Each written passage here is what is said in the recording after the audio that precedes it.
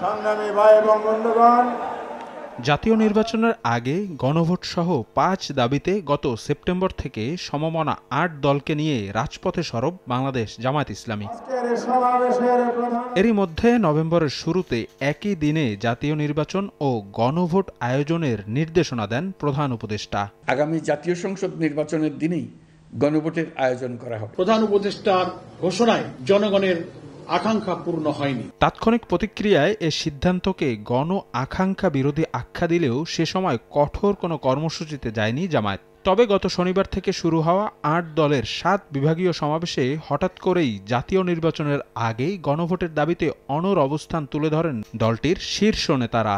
সরকারের তৈরি করা গেজেট, এটা তো ওহির বাণী, কোরআনের বাণী না, এটা আপনারা কারো পরামর্শে করেছেন। এই গেজেটকে পরিবর্তন করতে হবে। সময় সংবাদকে দলটির সেক্রেটারি জেনারেল মিয়া গোলাম পরোয়ার জানান, আলাদা দিনে গণভোট ও জাতীয় নির্বাচনের দাবি থেকে কখনোই পিছপা হননি তারা। রাষ্ট্র সংস্কারের স্বার্থেই এমন অনড় অবস্থান।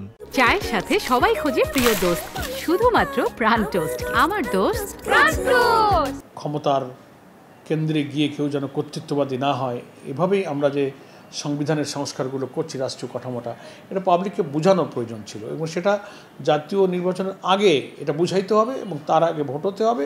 জনগণ বুঝে শুনে হাতে ভোট দেবে, যারা না হাতে দিতে চাবে তারা দেবে। গণ আকাঙ্ক্ষা অনুযায়ী জাতীয় নির্বাচনের পূর্বে গণভোট অনুষ্ঠানের দাবি ছিল জামায়াত ইসলামীর এবং আমরা একই সঙ্গে আন্দোলনরত অভিন্ন কর্মসূচিতে যে ৮ দল তাদের। সমমনা দলগুলোকে সঙ্গে নিয়ে গণভোটের বিষয়ে নিজেদের অবস্থান ধরে রাখার কথাও জানান জামায়াত সেক্রেটারি। প্রধান উপদেষ্টার ভাষণ, গেজেট, ইভেন জুলাই সনদের যে